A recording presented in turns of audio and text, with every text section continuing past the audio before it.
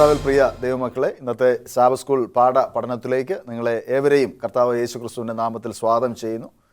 നാം ഈ ക്വാർട്ടറിൽ മുഴുവനായി പഠിച്ചുകൊണ്ടിരിക്കുന്നത് സങ്കീർത്തനങ്ങളെ ആധാരമാക്കിയുള്ളതായ പഠനങ്ങളാണ്. ഇന്ന് നമുക്ക് പഠിക്കുവാനുള്ളത് 8ാമത്തെ പാഠമാണ്.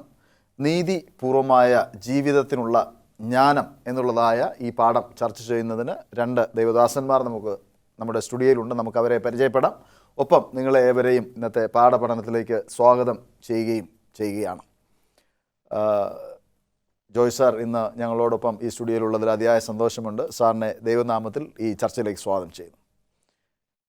പാസ്റ്റർ ബിനോയ്, സ്നേഹപൂർവ്വം ഈ ചർച്ചയിലേക്ക് സ്വാഗതം ചെയ്യുന്നു. പാപമോചനത്തെക്കുറിച്ച് സങ്കീർത്തനങ്ങളിൽ അതിയായി പ്രകീർത്തിക്കുന്നുണ്ട്. പാപം മോചിച്ചു കൊടുത്തതിനെക്കുറിച്ചും മോചിക്കുന്നതായ വിധങ്ങളെക്കുറിച്ചും മോചിക്കപ്പെട്ടതായ വ്യക്തികളുടെ ജീവിതത്തെക്കുറിച്ചുമൊക്കെയും പ്രതിപാദിക്കുന്നു. അതുപോലെ തന്നെ ദൈവത്തിൻ്റെ നിയമം പാലിക്കുന്നതിനെക്കുറിച്ച് വളരെ വ്യാപകമായി സങ്കീർത്തനങ്ങളിൽ കാണുവാൻ തക്കോണം സാധിക്കും. പ്രത്യേകിച്ച് 119 സങ്കീർത്തനം മുഴുവനായും ദൈവത്തിൻ്റെ നിയമത്തിൻ്റെ നന്മയെക്കുറിച്ചും ബാഹുല്യത്തെക്കുറിച്ചും അത് അനുസരിക്കുന്നതിനെക്കുറിച്ചുള്ളതായ കാര്യാദികളെക്കുറിച്ചാണ് പറയുന്നത്. നമുക്ക് ഇന്ന് നൽകിയിരിക്കുന്നതായ മനപ്പാഠ വാക്യം 90-ാം സങ്കീർത്തനം അതിൻ്റെ 12ാമത്തെ വാക്യമാണ്. അത് ഇപ്രകാരം പറയുന്നു: ഞങ്ങൾ ജ്ഞാനമുള്ളൊരു ഹൃദയം പ്രാപിക്കത്തക്കവണ്ണം ഞങ്ങളുടെ നാളുകളെ എണ്ണുവാൻ ഞങ്ങളെ ഉപദേശിക്കണമേ. ഈ സങ്കീർത്തന ഭാഗം നമുക്ക് വളരെ പ്രശസ്തമായ, എല്ലാ പേർക്കും അറിയാവുന്നതായ ഒരു ഭാഗമാണ്. പലപ്പോഴും ഇത് ഇങ്ങനെ മരണ ശുശ്രൂഷയിലൊക്കെ നമ്മൾ വായിക്കുന്നതായ ഒരു ഭാഗമാണ്. വാസ്തവത്തിൽ ജീവനോടിരിക്കുന്നവർ അറിഞ്ഞിരിക്കേണ്ടതും നമ്മുടെ നാളുകളെ എണ്ണുവാനും ആ ജ്ഞാനം പ്രാപിച്ച് നമ്മുടെ നാളുകളെ അതിനനുസരിച്ച് ക്രമപ്പെടുത്തേണ്ടതുമായ ഒരു ആവശ്യത്തെക്കുറിച്ചാണ് പറയുന്നത്. പാസ്റ്റർ ബിനോയ്, സങ്കീർത്തനങ്ങൾ 119 നമുക്ക് അറിയാം, അതൊരു വലിയ നീണ്ട സങ്കീർത്തനമാണ്. സങ്കീർത്തനത്തെ അത് വിഭാഗിച്ചിരിക്കുന്നത് എങ്ങനെയാണ് എന്ന് നമുക്കറിയാം. എബ്രായ ഭാഷയുടെ ലിപി ഉപയോഗിച്ച് 22 ഭാഗങ്ങളായി 8 സ്റ്റാൻസകളുള്ളതായ 22 ഭാഗങ്ങളാണ് നമുക്ക് ഉള്ളത്. ഈ 22 ഭാഗങ്ങളും വാസ്തവത്തിൽ ദൈവത്തിൻ്റെ ന്യായപ്രമാണത്തെ പ്രകീർത്തിക്കുന്നതാണ്. എന്നാൽ അതിൽ 119-ാം സങ്കീർത്തനത്തിൻ്റെ 1 മുതൽ 16 വരെയും 161 മുതൽ 68 വരെയും ഉള്ളതായ ഭാഗങ്ങൾ ഒരു പ്രത്യേക കാര്യത്തെക്കുറിച്ചാണ് പറയുന്നത്. എന്താണ് അവിടെ പ്രതിപാദിക്കുന്നത്? അവിടെ കൽപ്പന എങ്ങനെ അനുസരിക്കണം, അതനുസരിക്കുന്നതിൻ്റെ അനുഗ്രഹങ്ങൾ എന്തൊക്കെയാണെന്നാണ് പറയുന്നത്. അത് നമുക്ക് ചെയ്യാൻ പറ്റുന്നത് ദൈവത്തോടൊപ്പം നടക്കുക എന്നുള്ളതാണ്. ഡെയിലി ലൈഫ്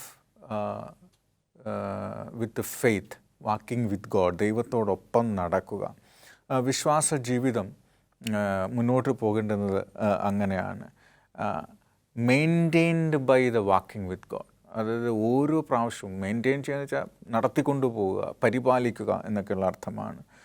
പിന്നീട് നിൻ്റെ മുഖപ്രകാശത്തിൽ ഞാൻ നടക്കും എന്ന് പറയുന്നുണ്ട്. അത് മറ്റൊരു തരത്തിലുള്ള നടത്തമല്ല, ദൈവത്തിൻ്റെ നീതിയുടെ കൽപ്പനയുടെ വഴിയിലൂടെയുള്ള നടത്തമാണ്. അതിൻ്റെ അർത്ഥം പൂർണ്ണ ഹൃദയത്തോടെ ദൈവത്തെ അന്വേഷിക്കുക എന്നുള്ളതാണ്. നമ്മൾ നടപ്പിൽ നിഷ്കളങ്കരായിരിക്കണം, അതായത് കുറ്റമില്ലാത്തവർ, ബ്ലെയിമിഷ് ആയിരിക്കണം എന്നുള്ളതാണ്. മറ്റൊരു വഴി, നീതിയുള്ള ജീവിതത്തിന് നമ്മൾ ചെയ്യേണ്ടത് പാപമില്ലാത്തവരായി, കുറ്റമില്ലാത്തവരായി നടക്കുക എന്നുള്ളതാണ്. വിശ്വസ്തരായിരിക്കുക, ദൈവത്തിൻ്റെ കൽപ്പനകളോട് വിശ്വസ്തരായിരിക്കുക എന്നുള്ളതാണ്. അതിനെക്കുറിച്ച് പറയുന്നത് ഒരു ലിവിങ് സാക്രിഫൈസ്, ജീവനുള്ള യാഗമായി നമ്മൾ മാറണമെന്നുള്ള അർത്ഥത്തിലാണ്. നമ്മൾ പാപത്തെ സ്നേഹിക്കാതെ ദൈവത്തിൻ്റെ നീതിയെ സ്നേഹിക്കണം എന്നുള്ള ഒരാശയം നമുക്ക് അവിടെ കാണാം. മറ്റൊരു അർത്ഥത്തിൽ ഒരു ഡിവോഷണൽ ജീവിതം, ഒരു സമർപ്പിത ജീവിതമായിരിക്കണം. ദൈവത്തിനൊപ്പം നടക്കുക, ദൈവത്തിൻ്റെ കൽപ്പന അനുസരിക്കുക എന്നുള്ളത്. ദൈവത്തിനുള്ള ശരിയായ വഴി തിരഞ്ഞെടുക്കുന്നവർ ശരിയായ ഡയറക്ഷനിലായിരിക്കും, അവരുടെ ജീവിതം ശരിയായ ദിശയിലേക്ക് പോകും. ദൈവത്തിൻ്റെ കൽപ്പന അനുസരിക്കുക എന്ന് പറയുന്നത് ദൈവത്തെ മനസ്സിലാക്കി ദൈവത്തോടൊപ്പം നടക്കുന്നതാണ്. ഹാനോക്ക് നടന്നതുപോലെ ദൈവത്തോടൊപ്പം നടക്കുക എന്നുള്ളതാണ്. ജോയ് സാർ, കൽപ്പന അനുസരിക്കുന്നതിൻ്റെ ഏറ്റവും മകുടമായ ഒരു ഉദാഹരണം എന്ന് പറയുന്നത് കർത്താവ് യേശു ക്രിസ്തു തന്നെയാണ്. കർത്താവ് യേശുക്രിസ്തു ഭൂമിയിൽ വന്ന ദൈവകൽപ്പനകളെല്ലാം പാലിച്ച് പാപം ചെയ്യാതെ ജീവിച്ചതായ ഒരു വ്യക്തിയാണ്. കർത്താവ് യേശുക്രിസ്തുവിൻ്റെ ഈ അനുസരണത്തിൻ്റെ പ്രകടനം എപ്രകാരമാണ് നാം സുവിശേഷത്തിലൂടെ കാണുന്നത്? മത്തായിയുടെ സുവിശേഷം 4-ാം അധ്യായം 1 മുതൽ 11 വരെയുള്ള വേദവാക്യങ്ങളാണ് ഇവിടുത്തെ പ്രതിപാദ്യ വിഷയം. അത് നാം വായിക്കുമ്പോൾ പിശാചിനാൽ പരീക്ഷിക്കപ്പെട്ട കർത്താവിനെയാണ് അവിടെ കാണുന്നത്. സ്നാനപ്പെട്ടതിന് ശേഷം മരുഭൂമിയിൽ വരുന്നു. മരുഭൂമിയിൽ പിശാച് കർത്താവിനെ പരീക്ഷിക്കുവാൻ ശ്രമിക്കുന്നു. അവിടെ 3 ചോദ്യങ്ങളാണ് പിശാച് കർത്താവിനോട് ചോദിക്കുന്നത്. ഒന്ന്, നീ ദൈവപുത്രനെങ്കിൽ ഈ കല്ലിനെ നീ അപ്പമാക്കി തീർക്കുക. അപ്പോൾ ഈ ചോദ്യത്തിന് വചനം കൊണ്ടാണ് കർത്താവ് നേരിട്ടത്. അവിടെ കർത്താവ് പറയുന്നു, മനുഷ്യൻ അപ്പം കൊണ്ട് മാത്രമല്ല ദൈവത്തിൻ്റെ വായിൽ കൂടി വരുന്ന വചനം കൊണ്ടും ജീവിക്കുന്നു എന്ന് കർത്താവ് വചനത്താൽ മറുപടി പറയുന്നു. വീണ്ടും പിശാച് വീണ്ടും പറയുകയാണ്, നീ ദൈവപുത്രനെങ്കിൽ ഒരു വലിയ കുന്നിന്മേൽ കൊണ്ടുവച്ചിട്ട് നീ താഴോട്ട് ചാടുവാൻ ദൈവത്തോട് ആവശ്യപ്പെടുന്നു. അവിടെയും ദൈവം പറയുന്നു, നിൻ്റെ ദൈവമായ യഹോവയെ നീ പരീക്ഷിക്കരുത് എന്ന് വചനത്തിലൂടെ മറുപടി നൽകുന്നു. വീണ്ടും പറയുകയാണ്, നീ എന്നെ നമസ്കരിക്കുകയാണെങ്കിൽ ഈ കാണുന്ന സർവ്വലോകവും ഞാൻ നിനക്ക് നൽകാമെന്ന് പിശാച് വീണ്ടും കർത്താവിനോട് പറയുന്നു. അവിടെയും കർത്താവ് പറയുന്നു, നിൻ്റെ ദൈവമായ കർത്താവിനെ മാത്രമേ നമസ്കരിച്ച് അവനെ മാത്രമേ ആരാധിക്കാവൂ എന്ന് അരുളി ചെയ്യുന്നു എന്ന് വചനം അരുളി ചെയ്യുന്നു എന്ന് പറയാം. അപ്പം കർത്താവ് ഈ ലോകത്തിലായിരുന്നപ്പോൾ പിശാചിൻ്റെ എല്ലാ പരീക്ഷകളെയും അതിജീവിച്ചത് വചനത്തിൻ്റെ അടിസ്ഥാനത്തിൽ നിന്നുകൊണ്ട്. അത് നമുക്കൊരു മാതൃക തന്നെയാണ്. തീർച്ചയായും ഒരു വ്യക്തി സ്വയമായി കാണിച്ചു തരുന്നതും പറയുന്നതും തമ്മിൽ ഒരുപാട് അന്തരമുണ്ട്. പറയാൻ ആർക്കും പറ്റും, പറയാൻ എളുപ്പമാണ്. കാരണം ജീവിതാനുഭവം ഇല്ലാത്തവരും അതിനെക്കുറിച്ച് വാതോരാതെ സംസാരിക്കുവാൻ തക്കവണ്ണം കഴിയും. വാസ്തവത്തിൽ കർത്താവ് യേശു ക്രിസ്തു അക്ഷരാർത്ഥത്തിൽ തൻ്റെ ജീവിതം കൊണ്ട് മനുഷ്യർക്ക് എന്താണ് ദൈവവചനം അനുസരണം എങ്ങനെയാണ് എന്നുള്ളത് കാണിച്ച് തരികയായിരുന്നു. തൻ്റെ 3.5 വർഷത്തിലുള്ളതായ പരസ്യ ശുശ്രൂഷയുടെ കാലയളവിലാണ് എങ്കിലും സാധാരണ മനുഷ്യരായി ഇടപെടുന്നതായ സമയത്ത് ദൈവകൽപ്പന അനുസരിക്കുന്നത് എങ്ങനെയാണ് എന്നും ദൈവവചനപ്രകാരം ജീവിക്കുന്നത് എങ്ങനെയാണ് എന്നും വളരെ മറ്റതായ രീതിയിൽ മനുഷ്യർക്ക് കാണിച്ചു കൊടുക്കുകയായിരുന്നു. തീർച്ചയായും നമ്മുടെ പ്രേക്ഷകരും ഈ ചർച്ചയിൽ പങ്കെടുക്കുന്നതായ നമുക്കും അത് വലിയ ഒരു മാതൃകയാണ്. നമുക്കൊരു ചെറിയ ഇടവേളയുടെ സമയമാണ്. പ്രിയ പ്രേക്ഷകരെ, ഒരു ചെറിയ ഇടവേളയ്ക്ക് ശേഷം ഞങ്ങൾ മടങ്ങി വരും. ഞങ്ങളോടൊപ്പമായിരിക്കും. പ്രിയ ദൈവമക്കളെ, ഈ ചർച്ചയിലേക്ക് വീണ്ടും നിങ്ങളെ സ്വാഗതം ചെയ്യുന്നു. പാസ്റ്റർ ബിനോയ്, നമ്മൾ നീതിപൂർവമായ ജീവിതത്തിനുള്ളതായ ജ്ഞാനം എങ്ങനെ പ്രാപിക്കാം എന്നുള്ളതിനെക്കുറിച്ചുള്ളതായ പാഠത്തിൻ്റെ ചർച്ചയാണ് നാം നടത്തുന്നത്. അതിൽ പ്രസക്തമായ ഒരു ഭാഗം എന്ന് പറയുന്നത് നമ്മുടെ ദിവസങ്ങളെ എങ്ങനെ എണ്ണാം. സങ്കീർത്തനം 90 ആസ്പദമാക്കി എന്ത് ഉപദേശമാണ് അവിടെ നൽകുന്നത്? വളരെ അതിശയകരമായ ഒരു കാര്യമാണ്.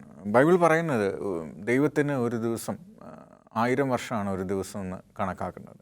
വാക്യം 1000 വർഷം ഇന്നലെ കഴിഞ്ഞു പോയ ഒരു ദിവസം പോലെയും രാത്രിയിലെ ഒരു യാമത്തെയും പോലെ ആയിരുന്നു എന്ന് പറയുന്നു. അപ്പോൾ അത് വെച്ച് നമ്മുടെ ജീവിതത്തെ ഒന്ന് എണ്ണാൻ നോക്കിയാൽ വീണുപോയ മനുഷ്യർ, അതായത് പാപത്തിൽ വീണുപോയ നമ്മൾ, ഇന്നത്തെ ഒന്നുമല്ല ദിവസങ്ങൾ, എണ്ണാനായിട്ടൊന്നുമില്ല. ഒരു ദിവസം പോലും ഇല്ല. അതാണ് എന്നെ അതിശയിപ്പിക്കുന്നത്. മനുഷ്യൻ്റെ ആയുസ് എത്ര തുച്ഛമാണ് എന്നുള്ളതാണ്. അപ്പം ദിവ്യമായ സമയം വെച്ച് നോക്കുവാണെങ്കിൽ മനുഷ്യജീവിതം പറന്നു പോയിക്കൊണ്ടേയിരിക്കുകയാണ് ഓരോ നിമിഷവും. അപ്പോൾ ദൈവത്തിൻ്റെ ദയ എത്ര വലുതാണ്. നമുക്ക് ഒരു 60, 70, 80 വർഷം നമ്മൾ ജീവിച്ചിരിക്കുന്നെങ്കിൽ അത് എത്ര സമയം ദൈവം നമുക്ക് നൽകുന്നു എന്ന് നമ്മൾ ഓർക്കേണ്ടതാണ്. ശക്തരായരെ പോലെയല്ല. സെക്കുലർ ലോകവും മനുഷ്യൻ്റെ നശ്വരതയെക്കുറിച്ച് എപ്പോഴും പറയുന്നുണ്ട്. വന്യസന്തപ്ത ലോഹസ്തംഭബന്ധിനാം മർത്യജന്മം ക്ഷണഭങ്കുരം, ചുട്ടുപഴുത്ത ലോഹത്തകിടിൽ വീഴുന്ന പോലെയാണ് മനുഷ്യജീവിതമെന്നും വെള്ളത്തിൽ പൊങ്ങിപ്പോകുന്ന തടികൾ പോലെയാണ് എന്നും ഒക്കെ സെക്കുലർ ലോകവും പറയുന്നുണ്ട്. അപ്പോൾ നമ്മുടെ ദിവസങ്ങൾ എണ്ണുക എന്ന് പറഞ്ഞു കഴിഞ്ഞാൽ ദൈവത്തോടൊപ്പം നമുക്ക് എത്ര സമയം ചെലവഴിക്കാൻ കഴിയുന്നു എന്നുള്ളതായിരിക്കണം നമ്മുടെ ദിവസത്തിൻ്റെ ഏറ്റവും വലിയ അനുഗ്രഹം. നമ്മുടെ ആയുസ് വളരെ വേഗം പോവുക തന്നെ ചെയ്യും. സർ, അതിൻ്റെ ചോദ്യത്തിൻ്റെ ഒരു ഭാഗം എന്ന് പറയുന്നത് നമ്മുടെ ജീവിക്കാനുള്ളതായ ഈ ലോകത്തിലുള്ളതായ ജ്ഞാനം, ഈ ലോകത്തിൽ നിന്നുകൊണ്ട് ജീവിക്കാനുള്ള ജ്ഞാനം എങ്ങനെ കരഗതമാക്കാം എന്നുള്ളതാണ്. ഒരേ ഒരു സങ്കീർത്തനം മാത്രമേ മോശം എഴുതിയിട്ടുള്ളൂ. പക്ഷേ എല്ലാവർക്കും ഏറ്റവും കൂടുതൽ പ്രാവശ്യം വായിക്കുകയും പ്രത്യേകിച്ചും ഭരണ ശുശ്രൂഷയിലൊക്കെ എല്ലാ പാസ്റ്റർമാരും ഉപയോഗിക്കുന്നൊരു വചനവുമാണ്. അതിൽ നിന്ന് നമുക്ക് പഠിക്കുവാൻ ഏറെ കാര്യങ്ങളുണ്ട്. കാരണം സങ്കീർത്തനം, ഈ 90-ാം സങ്കീർത്തനം പറയുന്നു, നീ മർത്തിനാണ്, പൊടിയിലേക്ക് മടങ്ങിച്ചേരുമാറാക്കുന്നു, അല്ലേ? നിൻ്റെ മനുഷ്യൻ്റെ ആയുസ് ഏറെയാൽ 70 അല്ലെങ്കിൽ 80, അത് കഴിഞ്ഞാൽ ദുഃഖവും പ്രയാസവും കഷ്ടതയുമാണ് എന്ന് പറയുന്നു. വീണ്ടും നമ്മുടെ ഈ ആയുഷ്കാലം എണ്ണുവാൻ ഞങ്ങളെ പഠിപ്പിക്കണമേ എന്ന് മോശ ദൈവത്തോട് അപേക്ഷിക്കുന്നു. അതുകൊണ്ട് ഇത് മനസ്സിലാക്കിക്കൊണ്ട് ജ്ഞാനമുള്ള ഒരു ഹൃദയം പ്രാപിപ്പാൻ ആണ് ഇവിടെ മോശ ദൈവത്തോട് ചോദിക്കുന്നത്. ഈ സങ്കീർത്തനം 90-12 പറയുന്നത്, ഞങ്ങൾ ജ്ഞാനമുള്ള ഒരു ഹൃദയം പ്രാപിക്കാൻ തക്കവണ്ണം ഞങ്ങളെ നാളുകളെ എണ്ണുവാൻ ഞങ്ങളെ ഉപദേശിക്കണമേ. അപ്പോൾ ഈ ലോക ജീവിതം വളരെ കഷ്ടതയും പ്രയാസവും നിറഞ്ഞ ജീവിതമാണ്. അപ്പോൾ അവിടെ എങ്ങനെ നമുക്ക് ജ്ഞാനത്തോട് നമുക്ക് നമ്മുടെ ജീവിതങ്ങളെ ക്രമപ്പെടുത്തുവാൻ നമുക്ക് ലഭിച്ചിരിക്കുന്ന ആയുസ്സിൽ കഴിയും എന്നിവിടെ ചോദിക്കുകയാണ്. ശലോമോൻ ജ്ഞാനി തന്നെ പറയുന്നത് യഹോവ ഭക്തിയാണ് ജ്ഞാനത്തിൻ്റെ ആരംഭം. അപ്പം ദൈവത്തോടുള്ള ഭക്തിയിൽ ജീവിക്കുന്ന വിശുദ്ധന്മാർക്ക് അവിടെ നാളുകൾ വളരെ ചുരുക്കമാണെന്ന് സ്വയം മനസ്സിലാക്കിക്കൊണ്ട് അത് ബുദ്ധിപൂർവ്വം കൈകാര്യം ചെയ്ത് അമാന്യമായിട്ട് വചനത്തിൻ്റെ അടിസ്ഥാനത്തിൽ കർത്താവ് കാണിച്ച മാതൃക പ്രകാരം ജീവിക്കുകയാണെങ്കിൽ ആ വ്യക്തി നമുക്ക് പുറമേ പറയാം, അവൻ ജ്ഞാനമുള്ള ഒരു ഹൃദയമുള്ള വ്യക്തിയാണെന്ന് നമുക്ക് അദ്ദേഹത്തെക്കുറിച്ച് പറയുവാൻ കഴിയും. പാസ്റ്റർ, ഈ ഹ്രസ്വമായ ജീവിതത്തിൽ പലപ്പോഴും മനുഷ്യൻ ദൈവത്തെ പരീക്ഷിച്ചതായി വേദപുസ്തകത്തിൽ പറയുന്നു. അത്തരത്തിലുള്ളതായ ഒരു സംഭവം സങ്കീർത്തനങ്ങൾ വിവരിക്കുന്നുണ്ട്. എന്താണ് ആ സംഭവം? അത് എങ്ങനെയാണ് ഇസ്രായേൽ മക്കൾ ദൈവത്തെ പരീക്ഷിച്ചത്? പരീക്ഷിക്കുക എന്നുള്ള വാക്കിന് മെറീബ എന്നുള്ളൊരു എബ്രായ പദമാണ് ഉപയോഗിച്ചിരിക്കുന്നത്. അവിടെ ആവശ്യങ്ങൾക്ക് വേണ്ടി ദൈവത്തിൻ്റെ അധികാരത്തെയും ശക്തിയെയും വെല്ലുവിളിക്കുക എന്നുള്ളതാണ് ആ വാക്കുകൊണ്ട് ഉദ്ദേശിക്കുന്നത്. ആവശ്യങ്ങൾക്ക് വേണ്ടി ഇസ്രായേൽ മക്കൾക്ക് ദൈവം പറഞ്ഞു, ഞാൻ വാഗ്ദത്ത നാട്ടിലേക്ക് കൊണ്ടുപോകാമെന്ന് പറഞ്ഞ് കൊണ്ടുവരികയാണ്. അപ്പോഴാണ് പോകുന്ന വഴിയിൽ വെള്ളമില്ല, ഭക്ഷണമില്ല എന്ന് പറഞ്ഞിട്ട്, എന്തിനാണ് ഞങ്ങൾ ഇവിടെ കൊണ്ടുവന്നത്, ഞങ്ങൾക്ക് അവിടെ ആയിരുന്നെങ്കിൽ ബദാം പരിപ്പും ഇറച്ചിയുമൊക്കെ കിട്ടിയേനെ എന്ന് കംപ്ലൈൻറ്റ് ചെയ്യുന്നത് കാണാം. പക്ഷേ ചെങ്കടൽ പിളർന്ന അത്ഭുതമുണ്ട്. അങ്ങനെ പല അത്ഭുതങ്ങളും അവർ കണ്ടിട്ടാണ്. അങ്ങനെയാണ് ദൈവത്തിൻ്റെ പരീക്ഷണങ്ങൾ. അവർ ദൈവത്തെ പരീക്ഷയെ അതിജീവിക്കാൻ പരാജയപ്പെട്ടു. ചിലപ്പോൾ ദൈവം നമ്മളെ വിശ്വാസത്തെ പരിശോധിക്കും. പഴയകാല തെറ്റുകൾ ആവർത്തിക്കാതിരിക്കാൻ വേണ്ടിയിട്ടാണ് അത് ചെയ്യുന്നത്. ഇനി പരീക്ഷയിൽ പരാജയപ്പെട്ടെങ്കിലും പ്രശ്നത്തിലാകുമ്പോൾ ദൈവം എപ്പോഴും കൂടെയുണ്ട്. പരീക്ഷിക്കപ്പെടുമ്പോൾ പരീക്ഷകളെ അതിജീവിക്കാൻ ദൈവം നമ്മളെ സഹായിക്കുമെന്നുള്ളതാണ്. ദൈവത്തിൻ്റെ കൃപ ഏത് പ്രശ്നങ്ങളുടെ സമയത്തും നമുക്കൊപ്പമുണ്ട്. നമ്മുടെ വിശ്വാസത്തിൻ്റെ പരിശോധനാ സമയത്ത് അത് ദൈവത്തിൻ്റെ കൃപ നമുക്കുണ്ട് എന്നുള്ളതിൻ്റെ ഉറപ്പ് കൂടിയാണ്. ഈ ഭാഗത്ത് സങ്കീർത്തനക്കാരൻ പറയുന്നില്ലേ, നിങ്ങളുടെ പിതാക്കന്മാർ യഹോവയെ മരുഭൂമിയിൽ വെച്ച് പരീക്ഷിച്ചതുപോലെ നിങ്ങൾ മസാ നാളിൽ എന്ന പോലെ നിങ്ങൾ ഇനിയും നിങ്ങളുടെ ദൈവമായ കർത്താവിനെ പരീക്ഷിക്കരുത്. അപ്പോൾ എന്താണ് ഈ മസാ നാളിലെ അനുഭവം? എന്തുകൊണ്ടാണ് സാർ പറഞ്ഞു ഇങ്ങനെ കുടിക്കാൻ വെള്ളമില്ലാതിരുന്നതായ സമയത്ത് പിറുപിറുത്തു, ദൈവം അവർക്ക് വെള്ളം കൊടുത്തു, എന്നാലും പിന്നീടും വീണ്ടും വെള്ളം ഒരു അല്പം ഷോർട്ടേജ് ആയപ്പോൾ അവർ പിറുപിറുത്തു. ഈ പരിശോധന, നന്ദിയില്ലായ്മയുടെ ഒരു ആറ്റിറ്റ്യൂഡ് എന്തുകൊണ്ടാണ് മനുഷ്യന് അവരുടെ സന്തത സഹചാരിയായി എപ്പോഴും ഇങ്ങനെ കൂടെ നിൽക്കുന്നത്? തീർച്ചയായിട്ടും മനുഷ്യൻ്റെ ഗ്രീഡ്, അത്യാഗ്രഹം എന്ന് പറയുന്ന ഒരു ഇമോഷൻ എല്ലാ ഇമോഷൻസിനെയും പോലെ തന്നെ ഉള്ള ഒരു കാര്യമാണ്. കോപം, സങ്കടം, ദേഷ്യം ഇതൊക്കെയാണ്. പക്ഷേ ഈ വികാരങ്ങൾ എപ്പോഴാണ് നമ്മളെ ഗ്രസിക്കാൻ തുടങ്ങുന്നത് എന്നുള്ളതാണ് പ്രശ്നം. എപ്പോഴാണോ അത് അമിതമാകുന്നത്. ഇവരെ സംബന്ധിച്ചിടത്തോളം ദൈവമാണ്, എല്ലാത്തിനും കഴിയുന്ന ആളാണ്, ദൈവത്തിന് സാധ്യമാണ്, എന്തുകൊണ്ട് തരണം, അത് ഞങ്ങളുടെ അവകാശമാണ് എന്ന് ചിന്തിക്കുന്നിടത്താണ്. അതേസമയം നന്ദിയാണ് ഉണ്ടാകുന്നതെങ്കിൽ, ദൈവം ഞങ്ങൾ അർഹതപ്പെട്ടവരല്ലായിരുന്നു, പക്ഷെ ദൈവം എനിക്ക് തന്നു, അതുകൊണ്ട് ഞാൻ ദൈവത്തിനോട് നന്ദിയുള്ളവരാണ് എന്നുള്ള ഭാവമാണ് നമുക്കുണ്ടാകേണ്ടത്. സർ, മനുഷ്യൻ ദൈവത്തെ പരീക്ഷിക്കുന്നതിനെ കുറിച്ചാണ് നമ്മൾ ചിന്തിച്ചത്. പക്ഷേ ദൈവം മനുഷ്യന് പരീക്ഷ അനുവദിക്കുന്നു. അപ്പോൾ ഈ പരീക്ഷയുടെ ലക്ഷ്യം എന്താണ്? ഒരു വ്യക്തിയെ പരീക്ഷിക്കുന്നത് അവൻ ദൈവത്തോട് എത്രമാത്രം അടുത്തിരിക്കുന്നു എന്ന് സ്വയം ശോധന ചെയ്യുവാൻ വേണ്ടിയാണ് ദൈവം ഒരു മനുഷ്യനെ പരീക്ഷിക്കുന്നത്. ഇയ്യോബിനെ ദൈവം പരീക്ഷിച്ചു. പക്ഷേ ഇയ്യോബ് നീതിമാനും നിഷ്കളങ്കനും ദോഷം വിട്ടകലുന്നവനൊക്കെ ആയിരുന്നു. പക്ഷേ സാത്താൻ്റെ പ്രേരണയാൽ ദൈവം ഇയ്യോബിനെ പരീക്ഷിച്ചു. അവനെ അഗ്നിശോധനയിലൂടെ അവനെ കടത്തിവിട്ടു. എന്തിനാണെന്ന് ചോദിച്ചാൽ അവൻ സ്വർണത്തെപ്പോലെ അവൻ തെളിഞ്ഞു വരുമെന്ന് ദൈവത്തിൻ്റെ മുമ്പാകെ അവൻ തെളിയിക്കേണ്ട ഒരു വ്യക്തിയായിരുന്നു. ആ ജീവിതത്തിൽ നമുക്കുണ്ടാകുന്ന പരീക്ഷകൾ, ഇപ്പോൾ ഇവിടെ പഴയ നിയമത്തിൽ ഈ അനുഭവം തന്നെ ഇവിടെ സൂചിപ്പിക്കുന്നു. വെള്ളമില്ലാത്തൊരു അനുഭവം വന്നപ്പോൾ ജനമെല്ലാം മോശയോട് പിറുപിറുത്തു. ആ പിറുപിറുപ്പ് മോശയ്ക്ക് കോപമുണ്ടായി, ദൈവത്തോട് മോശ പോലും പരാതി പറയുന്നു. ആ സമയത്താണ് ഈ ഒരു അനുഭവം. അതുകൊണ്ടാണ് പറയുന്നത് സങ്കീർത്തനം അത് പ്രതിപാദിക്കുന്നു. 95-ാം സങ്കീർത്തനം, നീ മാസാനാളിനെ പോലെയും മെരീബയുടെ നാളിനെ പോലെയും നിന്റെ ഹൃദയത്തെ നീ കഠിനമാക്കരുത്. അപ്പോൾ ജീവിതത്തിൽ പരീക്ഷകൾ ഉണ്ടാകുന്നത് പലപ്പോഴും നമ്മെ ശോധന ചെയ്യുവാനാണ്. പരീക്ഷ വരുമ്പോൾ നാം നിരാശപ്പെട്ടു പോകരുത് എന്ന് ദൈവത്തിൻ്റെ വചനം നമ്മെ പഠിപ്പിക്കുന്നു. ചെറിയൊരു ഇടവേളയുടെ സമയമാണ്. പ്രിയ ദൈവമക്കളെ, ഒരു ചെറിയ ഇടവേളയ്ക്ക് ശേഷം ഞങ്ങൾ മടങ്ങി വരും. ഞങ്ങളോടൊപ്പം കർത്താവിൽ പ്രിയ ദൈവമക്കളെ, ഈ ചർച്ചയിലേക്ക് വീണ്ടും നിങ്ങളെ ഏവരെയും സ്വാഗതം ചെയ്യുന്നു. പാസ്റ്റർ ബിനോയ്, പരീക്ഷണങ്ങളെക്കുറിച്ച്, ദൈവത്തെ ചോദ്യം ചെയ്യുന്നതിനെക്കുറിച്ച്, ജ്ഞാനമുള്ള ഹൃദയം പ്രാപിക്കുന്നതിനെക്കുറിച്ച് ഒക്കെയാണ് നമ്മൾ ചർച്ച ചെയ്തുകൊണ്ട് ഇരിക്കുന്നത്. ഈ പ്രലോഭനങ്ങളെ തരണം ചെയ്യുവാൻ പ്രാർത്ഥന വളരെ ഫലപ്രദമാണ്. എന്തുകൊണ്ടാണ് പ്രാർത്ഥന അത് ഫലപ്രദമാണ് എന്ന് പറയാൻ കാരണം? സംഗീതത്തിന് 141:4 പറയുന്നത്, ദുഷ്കാര്യങ്ങളിൽ ഇടപെടാൻ എൻ്റെ ഹൃദയം ദുഷ്കാര്യത്തിലേക്ക് ചായ്ക്കരുത് എന്ന് പ്രാർത്ഥിക്കുകയാണ്. എന്തുകൊണ്ടാണെന്ന് ചോദിച്ചു കഴിഞ്ഞാൽ, പ്രാർത്ഥിക്കുമ്പോൾ ദൈവത്തിൻ്റെ പരിശുദ്ധാത്മാവ് നമ്മുടെ ജീവിതത്തിൽ ഇടപഴകുകയും നമ്മൾ ചെയ്യുന്നത് തെറ്റാണെന്ന് ആത്മാവിനെ കൊണ്ട് നമ്മളോട് സംസാരിപ്പിക്കുകയും ചെയ്യും. ആ വിളി നമുക്ക് കേൾക്കാൻ കഴിയുമെങ്കിൽ പാപത്തിൽ നമുക്ക് ഒഴിഞ്ഞിരിക്കാൻ കഴിയും. ഒന്നാമത് ആദ്യം ചെയ്യുന്നത് ഹൃദയം ഒരു പാപചിന്തയിലേക്ക് വീഴുകയാണ് ചിന്തകളിലൂടെ. രണ്ടാമത് നമ്മൾ ആ പ്രവൃത്തി പരിശീലിക്കാൻ ആഗ്രഹിക്കും. മൂന്നാമത് ആ തെറ്റ് നമ്മൾ എൻജോയ് ചെയ്യാൻ തുടങ്ങും. അങ്ങനെയാണ് പാപത്തിലേക്ക്, പിന്നീട് പാപം ആസ്വദിക്കാൻ തുടങ്ങുന്ന ആ ഘട്ടത്തിലേക്ക് നമ്മൾ എത്തിച്ചേരുന്നത്. അതുകൊണ്ട് സങ്കീർത്തനക്കാരൻ പറയുന്നു, പാപികളുടെ വഴിയിൽ നടക്കാതെ, പരിഹാസികളുടെ വഴിയിൽ നിൽക്കാതെ, പിന്നെ അവരുടെ ഇരിപ്പിടത്തിലിരിക്കാതെ ന്യായപ്രമാണത്തിൻ്റെ വഴിയിൽ സന്തോഷിക്കുക. അതാണ് പരീക്ഷണങ്ങളെ അതിജീവിക്കാനുള്ള ഏറ്റവും നല്ല മാർഗം. ജോയ് സാറേ, ഈ പാഠത്തിൽ ഈ പ്രലോഭനത്തിൻ്റെ ഒരു പുരോഗമന പാതയെക്കുറിച്ച് വിവരിക്കുന്നുണ്ട്. അത് ഒന്ന് വ്യക്തമാകാം. പലപ്പോഴും ഇന്നത്തെ നിത്യജീവിതത്തിൽ നാം കാണുന്ന ഒരു കാഴ്ചപ്പാടെന്ന് പറയുമ്പോൾ, പ്രലോഭനങ്ങളുണ്ടാകുമ്പോൾ അതിനെ പാപത്തിലേക്ക് നയിക്കുന്ന പല പ്രലോഭനങ്ങളും ഒരു പുരോഗമന സ്വഭാവത്തിലാണ് മനുഷ്യൻ ഇന്ന് പലപ്പോഴും അതിനെ കാണുന്നത്. ചെയ്യുന്ന പാപങ്ങൾ തെറ്റാണെന്ന് സ്വയം അവർക്ക് തോന്നുമെങ്കിൽ പോലും അത് തെറ്റല്ല എന്ന് അവർ വരുത്തി തീർത്തിട്ട് പിന്നീട് പിൽക്കാലത്ത് അത് തെറ്റല്ല എന്ന് അവർ സ്ഥാപിക്കുകയും ചെയ്യുന്നു. ഇതാണ് പൊതുവിൽ ഇന്ന് കാണുന്ന പൊതുവിലുള്ളൊരു കാഴ്ചപ്പാട്. ക്രൈസ്തവരുടെ ഇടയിലാണെങ്കിലും നമ്മുടെ ഇടയിലാണെങ്കിലും ഇത് എല്ലാവരുടെ ഇടയിലും കാണുന്ന ഒരു വിചിത്രമായൊരു സ്വഭാവമാണ്. പക്ഷേ ഇവിടെ കർത്താവിനെ പിശാച് പരീക്ഷിച്ചപ്പോൾ വചനം കൊണ്ട് നേരിട്ടു.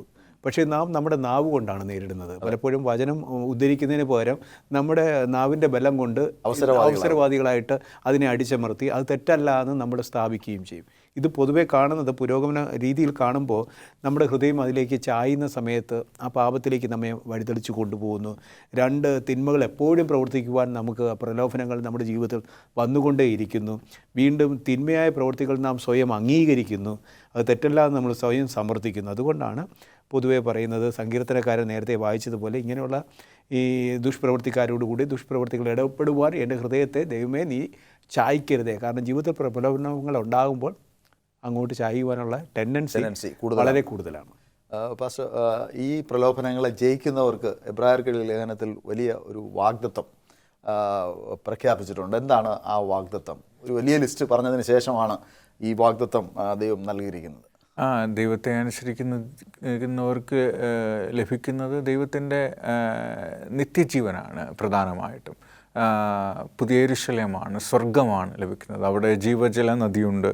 അവിടെ 12 വർഷം ഫലം കായ്ക്കുന്ന ജീവവൃക്ഷത്തിൻ്റെ ഫലങ്ങളുണ്ട്. അവിടെ നിന്നും പുറപ്പെടുന്ന ജീവജല നദിയുണ്ട്. ദൈവത്തിൻ്റെ നിത്യരാജ്യം, കർത്താവിനോട് കൂടെ എന്നും താമസിക്കുന്ന, നിത്യമായി ജീവിക്കുന്ന അനുഗ്രഹം, അവൻ്റെ മുഖം കാണുകയും കർത്താവ് നമ്മുടെ ഇടയിൽ താമസിക്കുകയും ചെയ്യുന്ന മനോഹരമായ പുതിയ യെരൂശലേമാണ് നമുക്ക് ലഭിക്കുന്ന ഏറ്റവും വലിയ പദവി. നാം എബ്രായർക്ക് എഴുതിയ ലേഖനത്തിൽ അത് വായിക്കുന്ന സമയത്ത് ആരും അത് പ്രാപിച്ചിട്ടില്ല, നമ്മെ കൂടാതെ പ്രാപിക്കാതിരിക്കേണ്ടതിന് തന്നെ എന്ന് ദൈവം പറഞ്ഞിട്ടുണ്ട്. എന്ന് പറഞ്ഞാൽ ദൈവത്തിൻ്റെ ആ രാജ്യത്തിൽ കൂട്ടിച്ചേർക്കേണ്ടതായ ഒരു വലിയ സമൂഹം ഇപ്പോൾ ഈ ഭൂമിയിൽ ജീവിക്കുന്നുണ്ട്. ഒരുപക്ഷേ കർത്താവ് വരാൻ താമസിക്കുകയാണെങ്കിൽ ഇനിയും അനേക തലമുറകൾ വരേണ്ടതായ ഒരു കാലഘട്ടമുണ്ട്. അങ്ങനെ ജീവിച്ചിരിക്കുന്നതായ നമുക്ക് ഒരു വലിയ പ്രത്യാശയാണ് നൽകുന്നത്. നമുക്ക് മാത്രമല്ല, നമ്മുടെ പൂർവികന്മാർക്ക് വാഗ്ദത്തം ചെയ്തിരിക്കുന്നത് അത് നമുക്കും ലഭിക്കും എന്നുള്ളതാണ് അതിൻ്റെ ഒരു സ്ഥായിയായ ഒരു ഭാവം. സാർ, അതുപോലെ തന്നെ ദൈവത്തിൻ്റെ വചനം നാം പഠിക്കുകയും വായിക്കുകയും ധ്യാനിക്കുകയും ചെയ്യുന്നത് നാം യേശു ക്രിസ്തുവിൽ വസിക്കുന്നതുമായിട്ട് ബന്ധപ്പെടുത്തിയിരിക്കുന്നു. കാരണം യേശു ക്രിസ്തുവിൽ വസിക്കണമെങ്കിൽ നാം ഇത് ചെയ്യണം എന്നുള്ളതായ ഒരു അന്തർലീനമായ ഒരു ധാരണയുണ്ട്. അത് എങ്ങനെയാണ് നാം വചന വായന അല്ലെങ്കിൽ ധ്യാനം യേശു ക്രിസ്തുവുമായി വസിക്കുന്നതുമായി നമുക്ക് തുലനം ചെയ്യുവാൻ സാധിക്കുന്നത്? സങ്കീർത്തനം 119 105 വാക്യം പറയുന്നത്, നിൻ്റെ വചനം എൻ്റെ കാലിന് ദീപവും എൻ്റെ പാതയ്ക്ക് പ്രകാശവുമാകുന്നു. ദൈവവചനം എപ്പോഴും നമുക്ക് മാർഗദർശിയാണ്, നമ്മെ വഴികാട്ടുന്നതാണ്. ഒരിക്കലും നാം ഏത് അവസ്ഥയിലൂടെ കടന്നു പോയാലും ദൈവത്തിൻ്റെ വചനമാണ് നമ്മെ സ്ഥായിയായി ഈ ഭൂമിയിൽ നിലനിർത്തുന്നത്, പ്രത്യാശയിൽ നിലനിർത്തുന്നത്. യേശുവിനെ സാത്താൻ പരീക്ഷിച്ചപ്പോഴും വചനം കൊണ്ടാണ്, വചനമെന്ന വാളെടുത്താണ് പിശാചിനെ തോൽപ്പിച്ചത്. 3 ചോദ്യങ്ങൾ ഇവിടെ ചോദിക്കുന്നുണ്ട്. വചനത്തിൻ്റെ അടിസ്ഥാനത്തിൽ അതിനെ അതിജീവിക്കുവാൻ നമ്മുടെ കർത്താവിന് കഴിഞ്ഞു. അപ്പോൾ ഇവിടെ ചോദിക്കുന്നത് അതിനെ വചനത്തെ നാം ആത്മീയമായി ഭക്ഷിക്കണമെന്നാണ് പറയുന്നത്. അപ്പം വരും കാലങ്ങളിൽ ബൈബിൾ വായിക്കുവാനോ മറ്റുള്ള ഭാഗെ കൊണ്ടുപോയി നടക്കുവാനോ കഴിയാത്തൊരു കാലം വരാൻ പോകുന്നു. അപ്പോൾ ഈ കാലങ്ങളിൽ നാം വചനം ഭക്ഷിച്ചാൽ മാത്രമേ ആ കാലത്ത് നമുക്ക് നിലനിൽക്കുവാൻ കഴിയൂ. അപ്പോൾ വചനം നമ്മുടെ ഉള്ളിൽ വേരൂന്നണം, അടിസ്ഥാനപ്പെട്ട് അത് നീളവും വീതിയും ആഴവും അതിൻ്റെ ഉയരവും എല്ലാം മനസ്സിലാക്കി നല്ല രീതിയിൽ വേരൂന്നി കഴിഞ്ഞാൽ തീർച്ചയായും ഈ വചനം നാം ഭക്ഷിച്ചുകൊണ്ട് ക്രിസ്തു നമ്മളിൽ വസിക്കുന്നവരായി മാറുവാൻ നമുക്ക് യഥാർത്ഥത്തിൽ കഴിയും.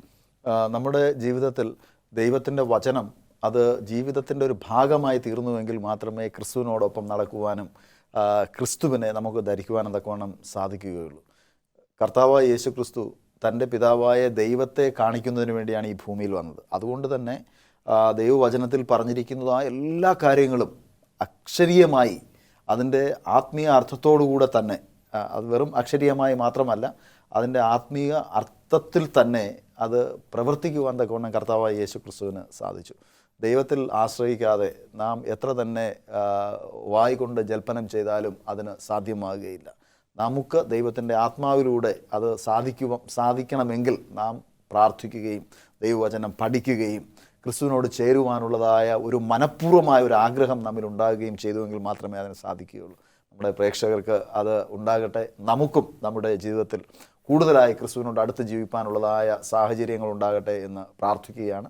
ഈ ചർച്ചയിൽ പങ്കെടുത്തതായ നിങ്ങൾക്ക് ഇരുവർക്കും കർത്താവ് യേശു ക്രിസ്തുവിൻ്റെ നാമത്തിലുള്ള നന്ദി പ്രകാശിപ്പിക്കുന്നു. കർത്താവിൽ പ്രിയ ദൈവമക്കളെ, നാം ഈ ലോകത്തിൽ ജീവിക്കുമ്പോൾ അനേക പ്രലോഭനങ്ങൾ നമ്മെ ക്രിസ്തുവിൽ നിന്ന് അകറ്റുവാൻ പര്യാപ്തമായി നമ്മുടെ ജീവിതത്തിൻ്റെ പന്താവിൽ കടന്നു വരാറുണ്ട്. എന്നാൽ അവയൊക്കെയും ക്രിസ്തുവിൻ്റെ വചനവുമായി താരതമ്യം ചെയ്ത് അവയെ ജീവിച്ച് നാം ക്രിസ്തുവിനോട് ചേരുവാൻ ആഗ്രഹിക്കുന്നുവെങ്കിൽ മാത്രമേ നമുക്ക് നിത്യജീവനിലേക്ക് നടന്നു കയറുവാൻ തക്കവണ്ണം സാധിക്കുകയുള്ളൂ. അതിന് കർത്താവ് യേശു ക്രിസ്തു നമുക്കെല്ലാ സഹായവും വാഗ്ദത്തം ചെയ്തു തന്നിട്ടുണ്ട്.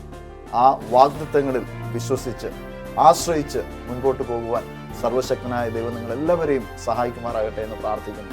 ദൈവം നിങ്ങളെ